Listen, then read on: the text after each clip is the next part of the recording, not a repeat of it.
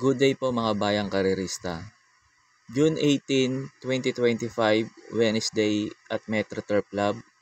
Start time at 5 p.m. Pagkatapos nga po pala ng info ko sa race 7, mapapanood nyo yung in-upload kong takbo ni Easy Money. Para magkaroon kayo ng idea kung sisingilin nyo ba o magpo-protection po kayo sa kanya.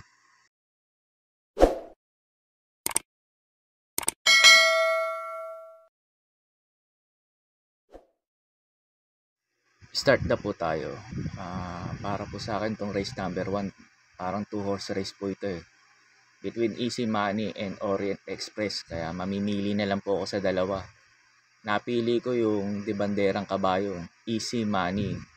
Ito pag nauna to at hindi kagad hinabol ni Orient Express, tingin ko po malaki po tsansang makatapos po ng karera to. Kaya sa race number 1, susuluhin ko na po to. Numero 7, Easy Money. Pagkatapos nga pala ng info ko sa race 7, doon ko na-upload kasi yung last run nito, yung sa Hopeful Stake Race, pang-apat sa Bogaw to si Easy Money kasi hinabol niya si Diamond Power sa unahan. Kaya ganun naging preba niya. Pag eto ganun tinakbo niya sa bukas, sa race number 1 at walang humabol dito, tingin ko po malaki na po siya sa makatapos ng karera agad to. Kaya po sa race number 1, susuluhin ko na po itong numero 7, Easy Money. Sa race number 2 na po tayo. Etong race number na to, kahit anim entry, magulo to eh. Pang-all nga tong race number 2 na to. Pero pipili po akong dalawa. Para po sa akin, may mga mabilis dito eh. Sila Batang, Angel's Crown, SOP. Pinili ko yung mga nakakasunod. Itong numero 2, Jersey Crown, ito mababa na sa laban to. Tingin ko po, malaki na chance na itong makapanood ng bakbakan dito sakali maglutsahan yung tatlo na yun. Panigundo ko po yung tingin ko rin babandera rito, yung numero 4, Angel's Crown. Pag ito naman nauna, sa tingin ko rin baka makatapos ng karera. Kaya po sa race number 2, pampremera ko po yung numero 2, Jersey Crown. Panigundo yung numero 4, Angel's Crown. Sa race number 3 na po tayo.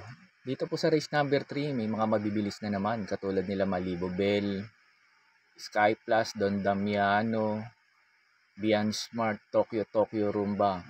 Kaya napili ko yung numero 6, si Baling Rikit. Eto, natalo lang sa photo finish kay Apollo to. Ngayon pinariremate na tong kabayo na to. Kaya sa tingin ko po malaki po chance makarimate rito to kahit maigsi lang ang karera. Panigundo ko po yung numero 2, Malibu Bell. Eto, pwede namang isunod tong kabayo na to eh. Sakaling bumandera sila Tokyo Rumba at Don Damiano. Kaya binibigyan ko po ng panalo to, si Malibu Bell. Third choice ko po, siguradong babandera yung numero 7, Tokyo Rumba. Pag ito hindi nila hinabol sa unahan, tingin ko po malaki po chance makatapos ng karera. Kaya po sa race number 3, pampremera ko po yung numero 6, Baling Rikit. Panigundo yung numero 2, Malibu Bell. Third choice ko po yung numero 7, Tokyo Rumba. Sa race number 4 na po tayo. First choice ko po yung numero 6, Etnad. Ito sa mga nagtitipid, tingin ko pwedeng solohin to.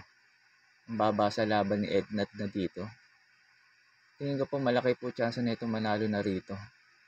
Panigundo ko po yung numero 4, My Star. Ito sa kay ni Patty Dilemma. Tingin ko baka maganda na itakbo na rin nito. Third choice ko po, ito rin mababa na rin sa laban itong numero 2, Traysan. Sakaling mauna to, tingin ko po malaki rin chance makatapos ng karera. Kaya po sa race number 4, pampremera ko po yung numero 6, Etnad.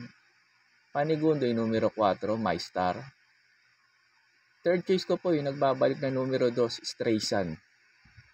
Sa race number 5 na po tayo. Pampremera ko po yung numero 7, Batang After 7. Ito si Batang After 7.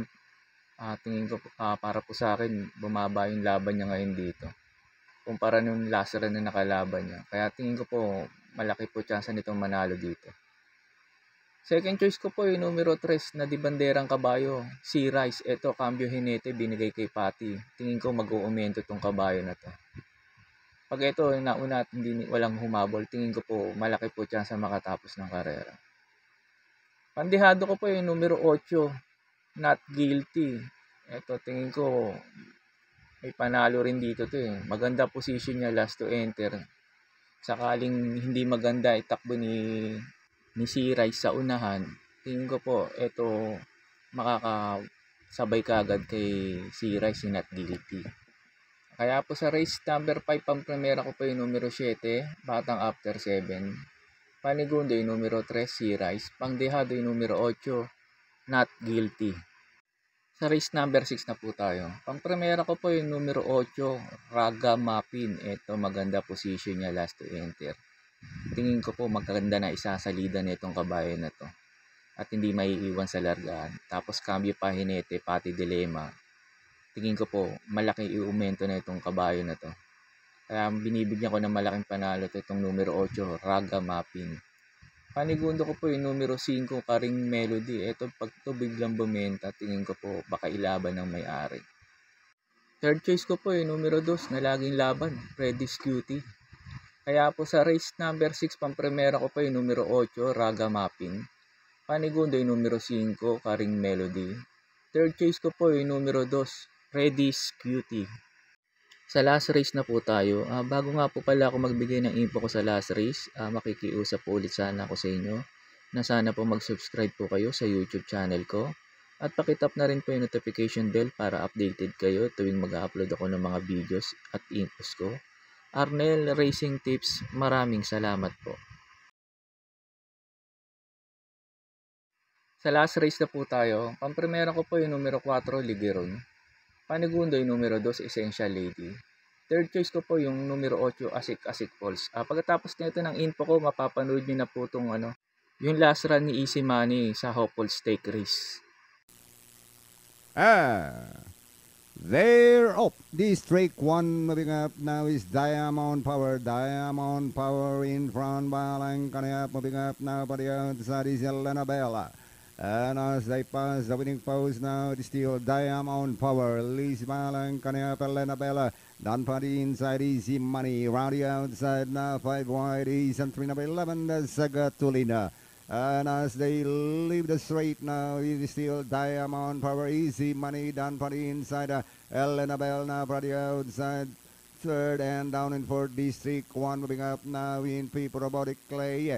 Then followed by Flaming June, who's racing in 6th position. Down in 7 now is entry number 7, that's High Octane. And as they will down the back, as solo leader, that's Diamond Power, leads by 5 now. Followed by Easy Money, who's racing second, and followed by entry number 4, and that's Elena Bell. And as they pass a half mile now, Diamond Power with Langs leader, followed by Easy Money.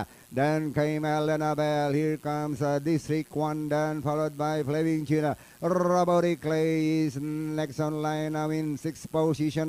Here comes entry number 6, that's Nata, or 5, Natasha is seeing daylight now, and as they pass the last 400, it is still Diamond Power moving up. District 1 for the outside, and as they turn for home, District 1, Diamond Power, Flaming June, Natasha. Now for the outside, Robotic Clay, and down to the finish now. District 1 still in front.